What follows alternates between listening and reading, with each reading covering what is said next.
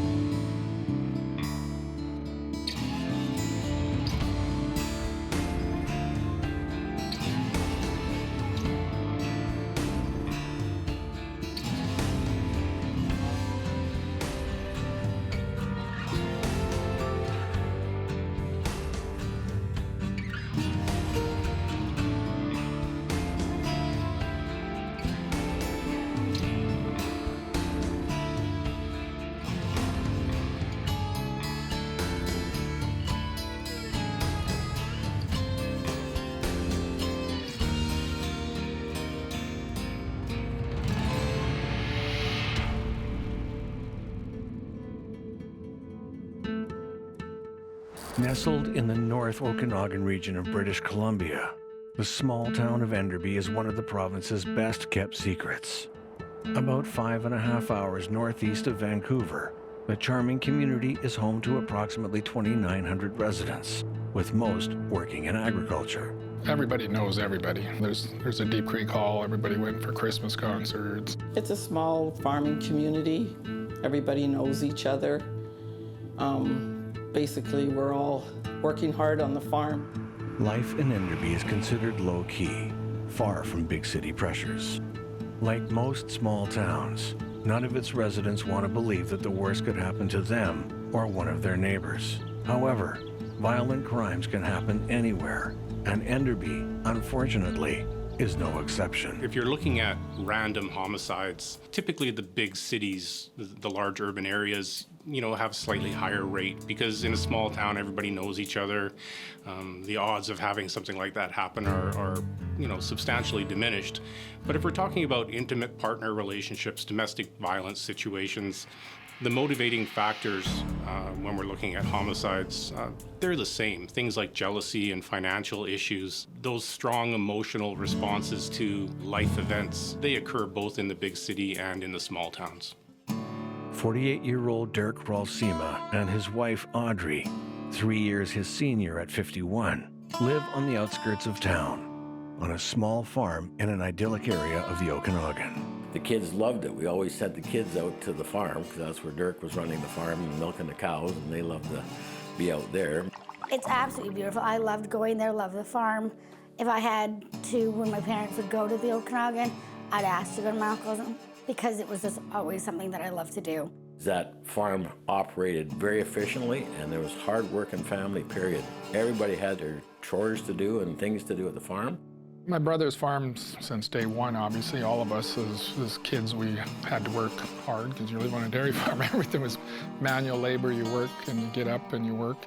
After years of tireless days working on the family dairy farm, a couple sell their livestock, opting instead to look after llamas as they ready for a new chapter in their lives, retirement. My brother had the dairy farm. He took over the farm from my dad, and I worked for him, and we all kind of pitched in for years, and he decided to retire. Married only 5 years earlier, with no children and the first marriage for both, Derk and Audrey find joy in the simpler things in life. Derk enjoys camping, fishing, and anything involving the outdoors, while Audrey adores animals, playing cards with friends, spinning, and weaving. Derk and Audrey just got married a couple years prior to the incident, so she wasn't in our family for a long, long time. Audrey often finds herself in the company of friends at the local Spinners and Weavers Club. Born in Vancouver, she grew up with 3 brothers and a passion for the outdoors. Later in life, she meets Derk and moves to Deep Creek, just outside of Enderby, onto the Roelfsema family farm. Here, her love of animals flourishes, as does her joy of knitting. Though retirement finds itself on the horizon, Derk Roelfsema can't help but continue to work long hours on the farm that's been in his family for over 50 years. A farm full of memories that he and his 2 brothers will cherish forever. Like any family, tensions sometimes run high between siblings, but the Roelfsemas are otherwise a close group, one that always have each other's backs. One of my favorite memories of my uncle is he'd come get us in his little red car, and in Armstrong and Deep Creek, the roads are like this, and he would just like give her, and then it'd make your stomach go into your throat. And at Christmas, he would put on an amazing like hayride, like tractor and all that, and put hay bales on it, and he'd get everybody in the community. This is how small we were. And we would all go up in the bush and we'd sing and like have hot chocolate. He always made sure that us kids had an amazing time when we were there. The Roelfsema property features expansive farmland, too much for Derk and Audrey to maintain on their own, so they rent out a portion to nearby neighbors who are also farmers. Not only does this provide Derk and Audrey with income during the slower months, it also grants Derk the opportunity to keep busy. He often finds himself at his neighbors, helping out around their farms where he can. The one thing about Derk is that they could count on him like clockwork. If he said he was going to be there, he'd be there, and they didn't have to worry about the job being done properly because he was very, very efficient in what he did. When it came to a question, if you had something, you go to Derk and he'd find the solution for you. He was very smart. The property also includes a small guest house, which the Roelfsemas lease out to farmhands in need of a place to stay. With their last tenant moving out, the guest house is now ready to receive someone new. He rented that out to a hired hand that worked for another farmer up above. And there's another farm that had quite a bit of cattle, so he used to be a hired hand for them. His name was Renee Tarian. Derk and Audrey's friends know that they can call on either of them if they ever find themselves in need. They're known in the community for their generosity and their easygoing personalities, which makes what happens the night of November 24th, 2001, even more disturbing than it already is. I mean, when this all happened, everybody was locking their doors, right? Because they thought, what the heck, in Little Deep Creek, how can this be? The day begins like any other. Derk and Audrey go about their routines, tending to their guest house that's been sitting unoccupied since their previous tenant moved out several months before, all the while helping out their neighbors. As the sun sets and the darkness takes over, they retreat inside their home. They enjoy each other's company while winding down, ready to do it all again come morning. But the arrival of an unexpected visitor changes everything. And for Derk and Audrey, the morning will never come.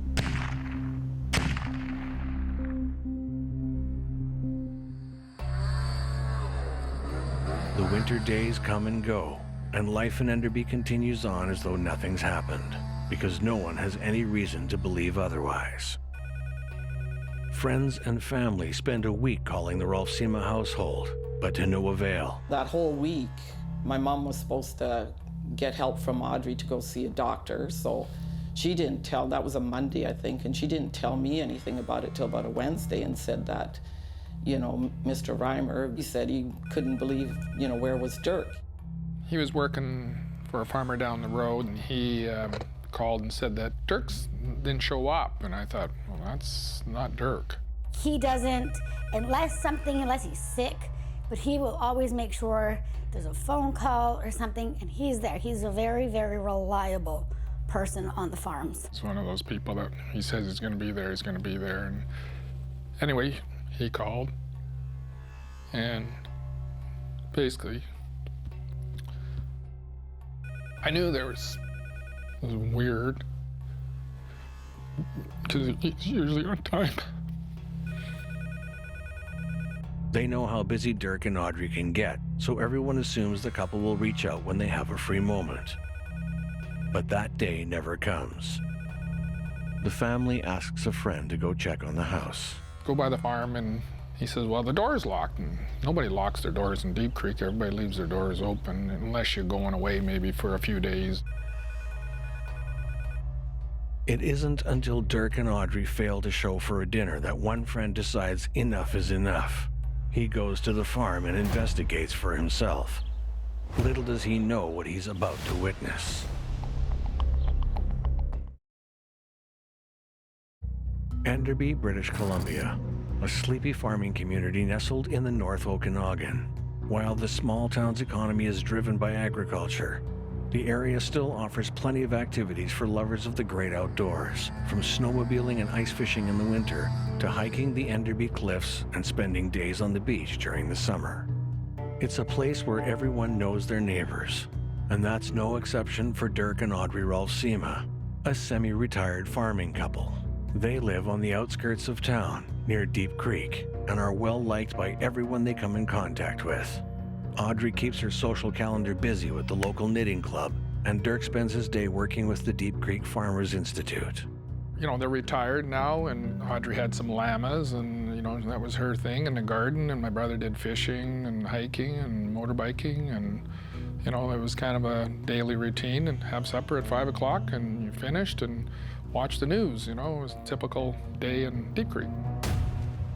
But on the night of November 24th, 2001, everything changes when an unexpected visitor comes by the farm and forces their way inside the Roelfsema's household. This is the last time anyone sees Derk and Audrey alive. After the couple fail to show for a dinner, a close friend takes it upon himself to check in, horribly unaware of the discovery he's about to make. There, on the living room floor, he discovers the bodies of Derk and Audrey Roelfsema. They've been bound by duct tape, shot, and stabbed. RCMP major crime units from Kelowna and Kamloops rush over. They immediately begin working together, assessing the vicious scene, making note of every piece of evidence, no matter how big or small. When a detective or an investigator first arrives at a crime scene, the first thing they really want to do is take an overall view of what's been going on, what looks like it's out of place. Immediate things that are seen are obviously, you know, if there's blood, where that blood is located, are there any broken windows, point of entry or point of exit may be obvious, you know, like if the door has been kicked in. When forensic specialists come to the scene, they're looking for sort of a definitive timeline. When did this all occur?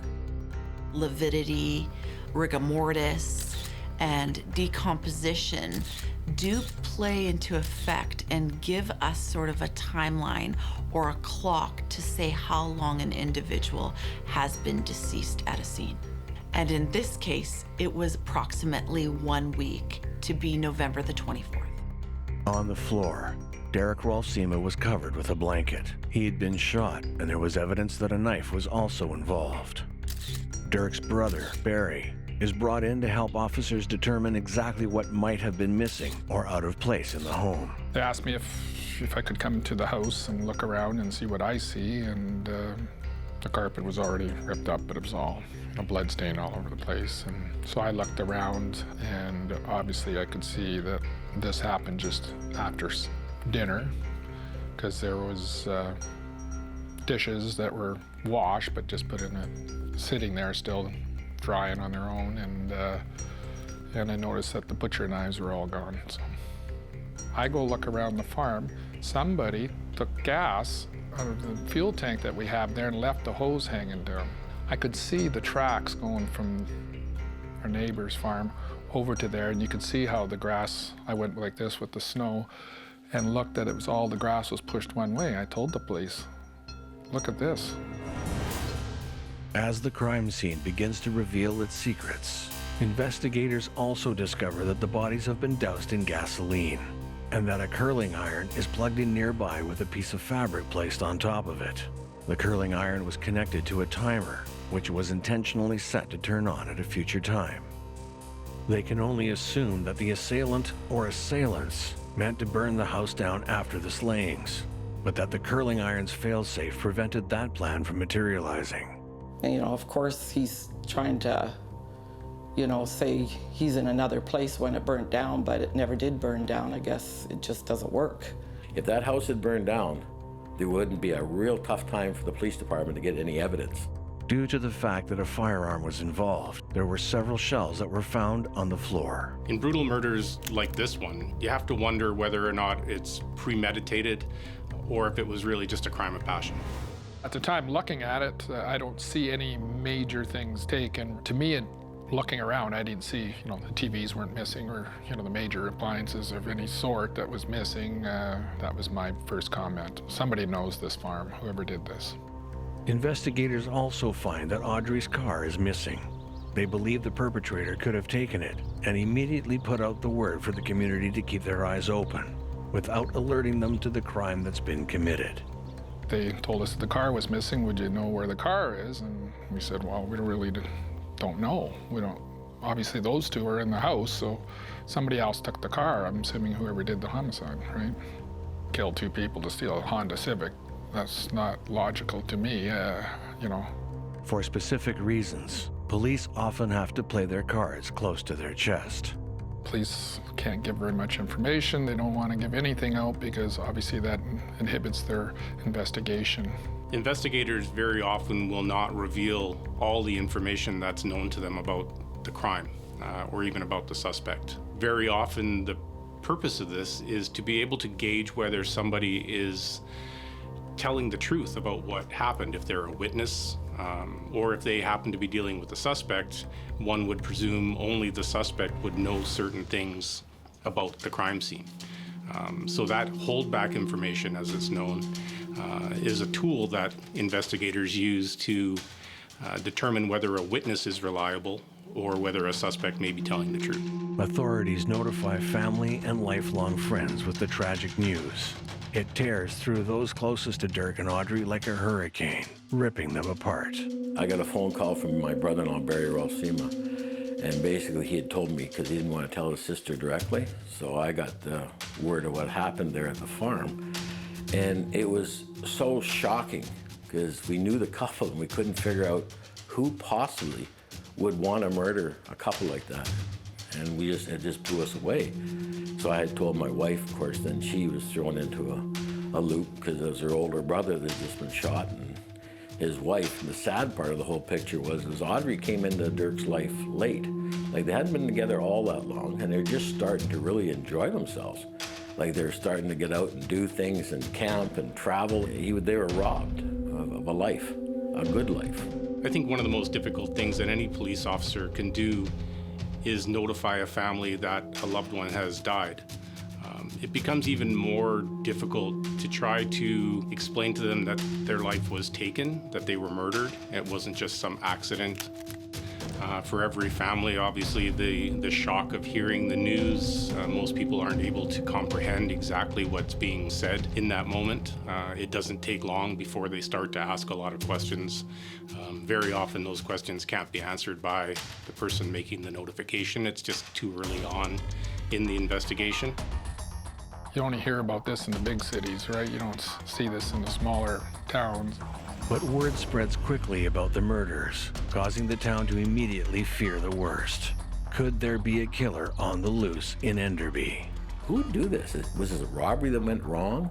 Or because we can't think any other reason, and what it did do, it threw the whole valley, Deep Creek Valley, upside down because everybody was locking their doors all of a sudden from a community that basically didn't have to worry about that.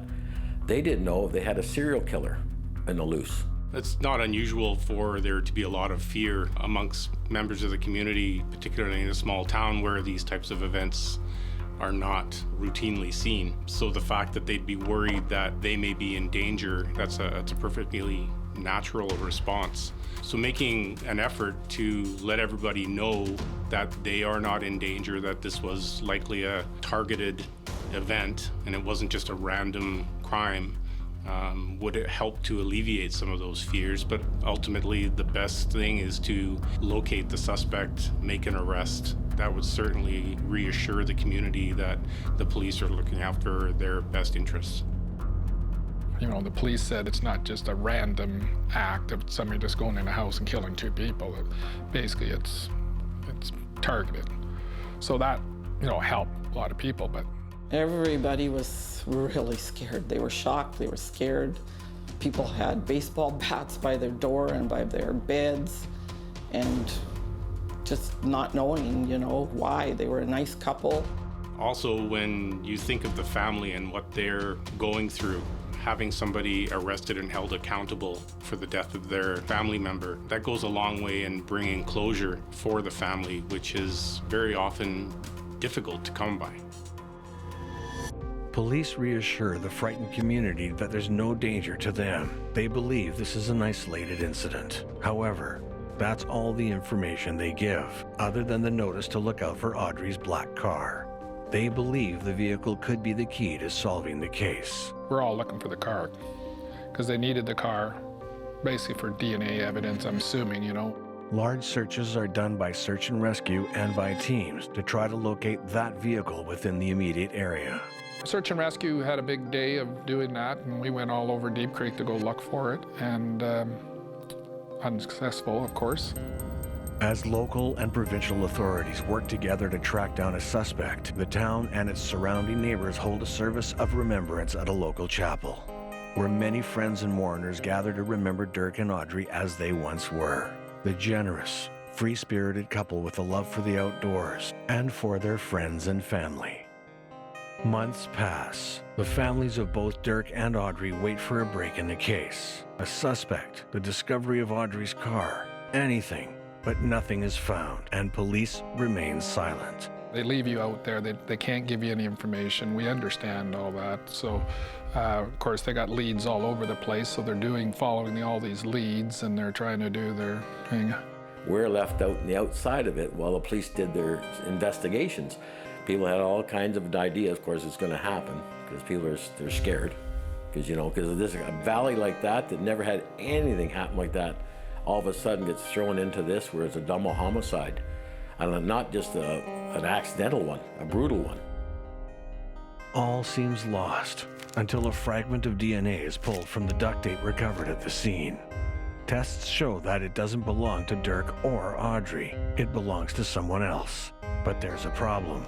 Police have no immediate suspects. The important factor is now that they're on a timeline to make sure that they do not have a serial killer on their hands, is that who was this individual that has done such a horrific event to these 2 victims? You know, we don't know exactly who it is. I mean, you're always looking, because we didn't know anything about Audrey's past. You know, because they married kind of late in life, and so does she have a past? You know, that was the only thing that I did not know. Forensics needs to find a DNA match. December 2nd, 2001. Family and friends of farming couple Derk and Audrey Roelfsema haven't heard from them in over a week, something that is out of character for the neighborly husband and wife. After the couple failed to show for a dinner, a close friend takes it upon himself to check in, horribly unaware of the discovery he's about to make. Inside the house, he finds the lifeless bodies of Derk and Audrey. They've been bound by duct tape, shot, stabbed, and doused in gasoline. The investigation begins, but with 0 suspects, no motives, and few clues, police find themselves grasping at straws. That is, until a small fragment of DNA evidence is pulled from the duct tape used to bind the couple. Tests reveal that the DNA doesn't match Derk or Audrey, but someone else. Someone police have yet to identify. DNA is very unique to an individual, and when it is obtained as evidence, there is very little margin of error matching it to a suspect. Armed with this evidence, RCMP narrow down their list of several persons of interest and bring in Derk's older brother, Kurt, for questioning. Considered the black sheep of the family, Derk's eldest brother is high on the list of potential suspects.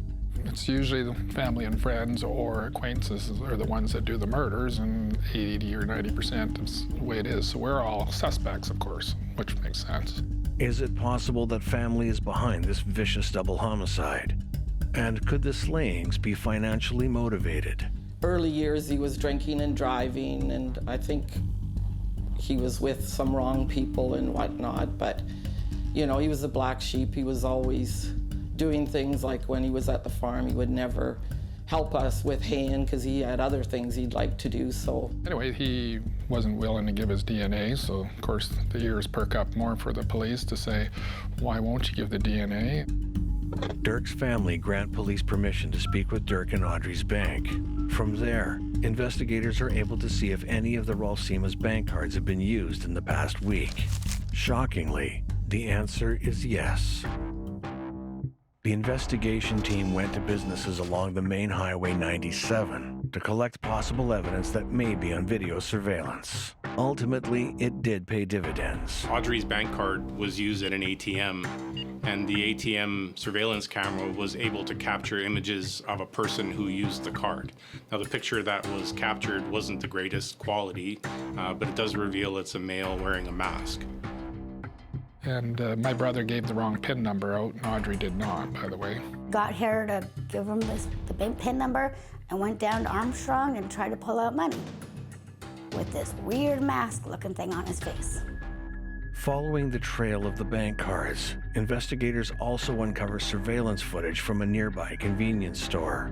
Shortly after Audrey's bank card is used at an ATM in the early morning hours of November 25th, her credit card is also used. Authorities immediately search the footage and find a man who they believe to be a potential suspect. However, one thing is for certain in reviewing the footage. The man is not Kurt Roelfsema, confirmed by the fact that this time the individual was not wearing a mask. Still, Kurt agrees to provide a DNA sample to prove without a doubt that he has nothing to do with the violent crime. The results are negative. Kurt Roelfsema is cleared as a suspect. Investigators move down their list of possible suspects, starting with Derk's neighbor. They question him about his rental of Derk's land and if he noticed anything suspicious in the days leading up to the double homicide. He says he hasn't. It seems like another dead end, until authorities bring up a rumor that's been floating around town, one that could be damning if true. The rumor claims that the farmer's been approached by a biker gang, and that the gang is interested in using the Roelfsema land for an illegal marijuana grow-op.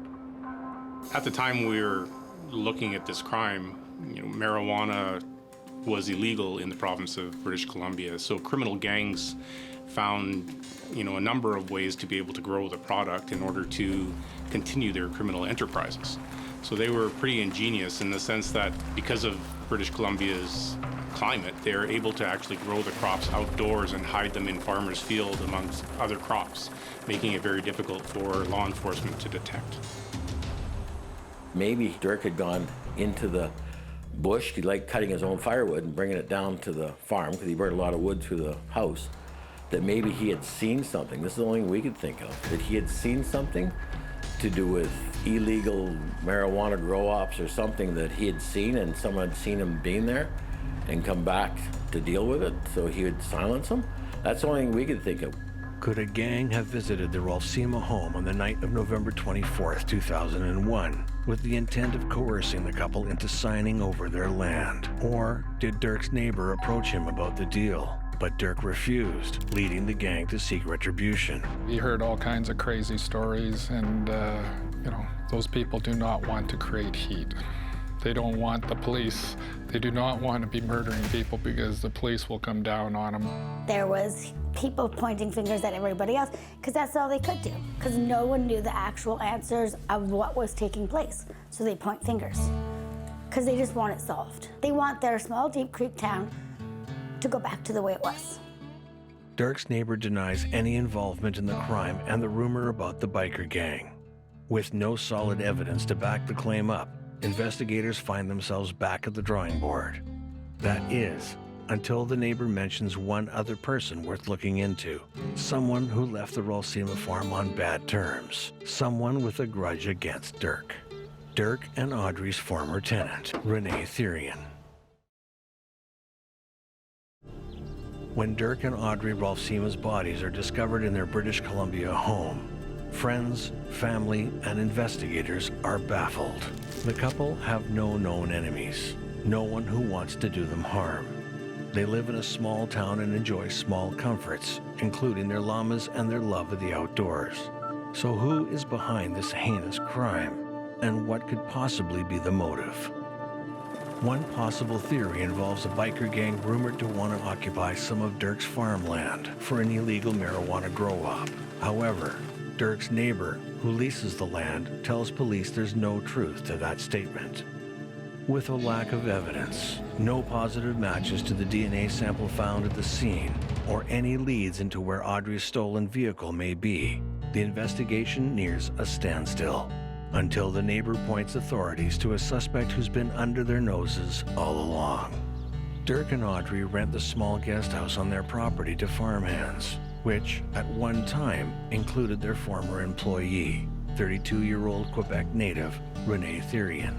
While the local farmers know who he is, Therian is someone new to police. Armed with a DNA sample and some surveillance footage from the convenience store, they begin canvassing the area with hope of finding Therian and positively identifying him.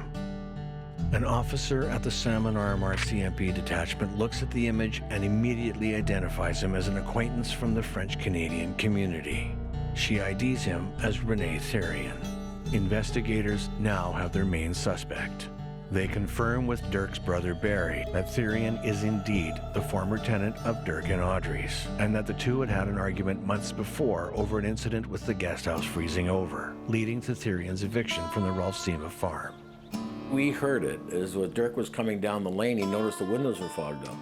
So he thought, he phoned the farmer above to find out where Renee was. And he said, well, he's not here. He's on holidays down in Quebec with his family. So Derk went in to check it out, and it was low on furnace oil, so he basically topped it up. And the pipes luckily didn't freeze. He has the right of doing this, obviously, because everything was frozen. I mean, but when Renee came back, he was so mad at my brother for doing this. He was quite upset that Derk had gone into the property without his permission, which in one way it's Derk's property, so he has the right to go in there if something is wrong.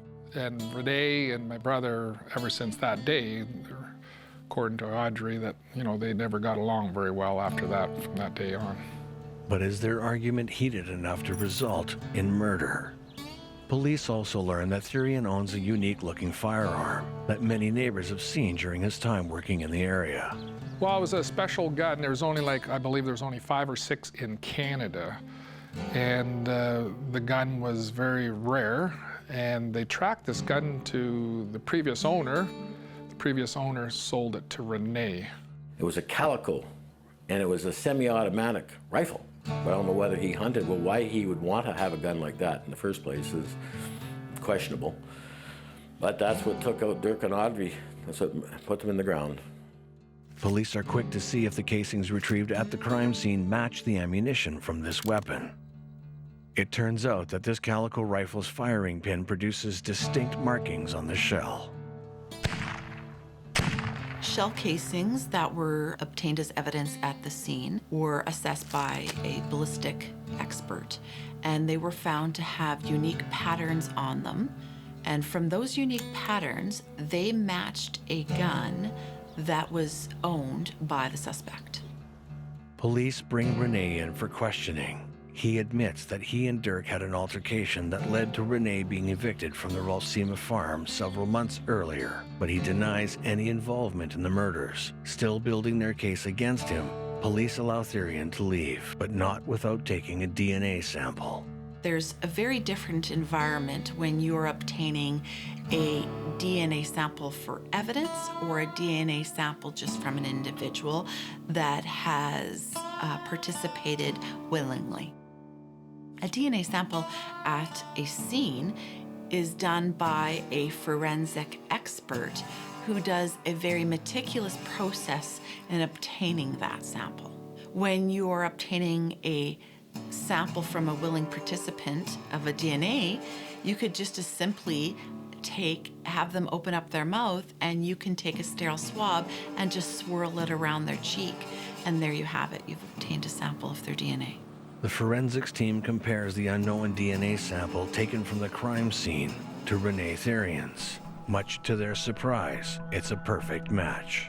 Even though the investigators in this case have some substantial evidence and there are a number of very good witnesses, their prime focus at this time is making sure that they've covered everything. They don't want a possible piece of information to come up after the fact that may derail the prosecution. They want to ensure that there's no doubt whatsoever that this person is guilty of the offense.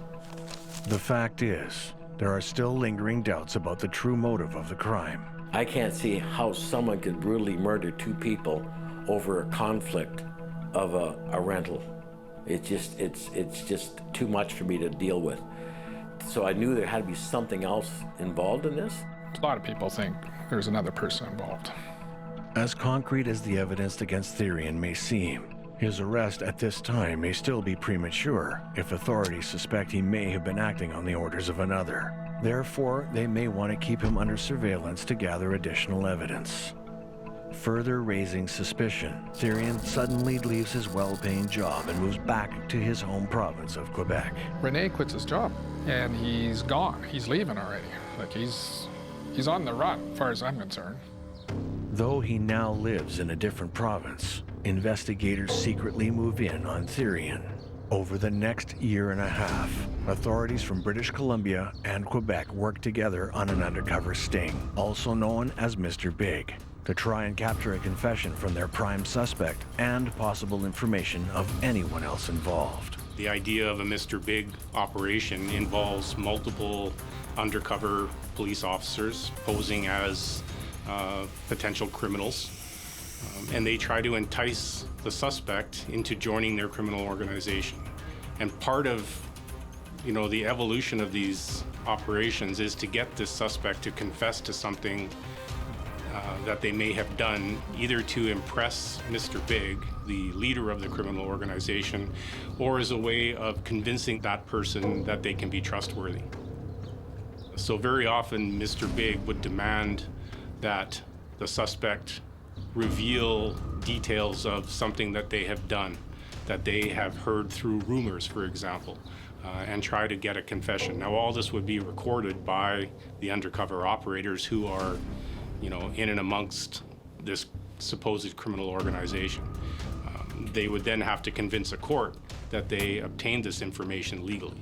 The operation fails to lead to revelations of an additional suspect. However, Therian does admit to Mr. Big his personal connection in the killing. In October 2003, Therian returns to British Columbia and leads investigators posing as criminals to Audrey's missing vehicle, which he dumped down an embankment not far from the Roelfsema property. The discovery is a major piece of the puzzle. Lodged under a tree, it was basically hidden from aerial view or even view from the road.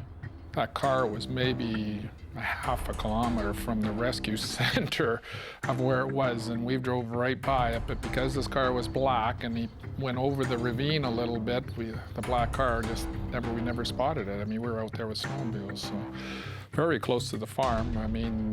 3 miles away. He basically, in the big sting operation, said where the vehicle was, everything. I mean, he's got DNA on him, they got everything, yes. Finally, on October 3rd, 2003, more than 2 years after the brutal slayings of Derk and Audrey Roelfsema, Rene Therian is arrested at a gas station in Kelowna, British Columbia. Authorities quickly interrogate Therian one final time to corroborate his version of events, and the results are the same. He confesses to the murders of Derk and Audrey, and is formally charged with 2 counts of first-degree murder. First-degree murder is generally a murder where there's some evidence of premeditation or planning. In Canada, first-degree murder carries a mandatory life sentence without the possibility of parole for 25 years.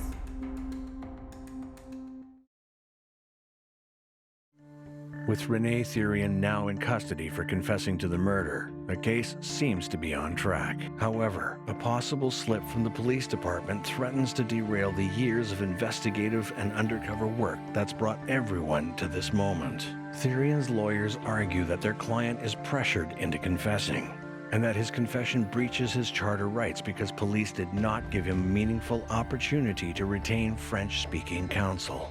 Canadian Charter of Rights and Freedoms forms a part of the Canadian Constitution, and it guarantees everyone accused of a crime upon arrest the right to instruct and receive advice from counsel as soon as possible. If Renatarian requests a French lawyer because his first language is French and he doesn't get that opportunity, his charter rights could be impinged on, and his statement could therefore be inadmissible. The court has to rule before the actual hearing on whether or not the case can proceed in what's called a voir dire. A voir dire is a trial within a trial. So often what voir dires are focused on is the admissibility of evidence. So what we're dealing with here is a voir dire to determine whether or not Renatarian's statement is admissible in court.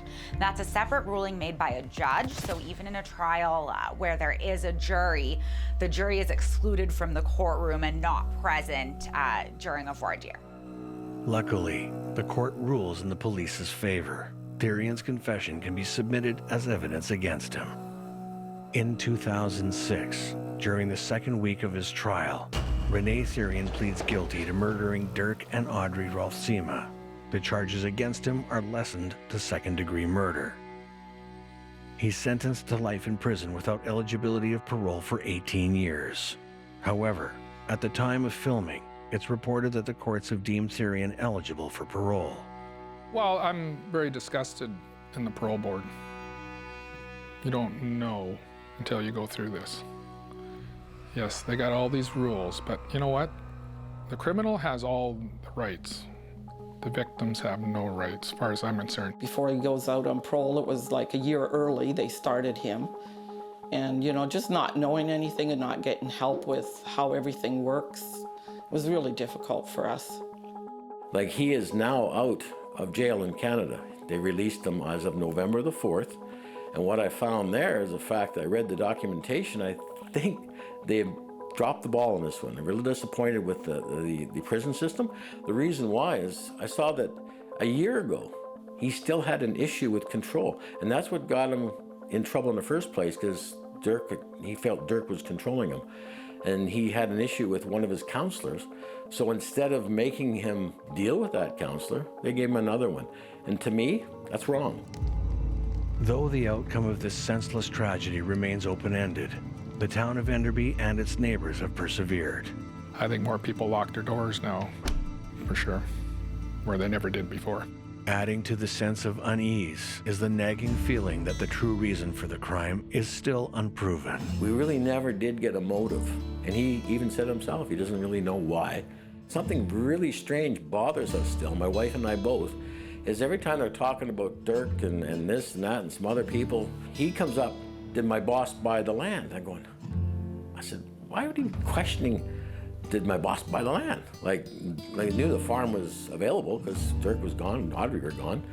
But we still think there's a problem there because the fact that it's something we don't know about, because when someone's being charged with 2 counts of second-degree murder, he's more concerned of who's buying the property than dealing with what he's done. So I don't know. Is there someone else out there who's eluded ultimate responsibility? I cannot say it over the camera, but the guy knows who he is. Rene's coming for you. He's out. The parole board said he can't leave Quebec, but the police said he couldn't murder 2 people. He's coming for you. Derk and Audrey touched the lives of many in the small community. One thing that Derk did all the time was he made sure that me and my brother had an amazing time when we went there. And Audrey, she was amazing at what she did with the llama wool and all of that, and making sure that we always felt welcome. Their friends, their families, their neighbors all keep the couple alive in their memories, as well as in their hearts.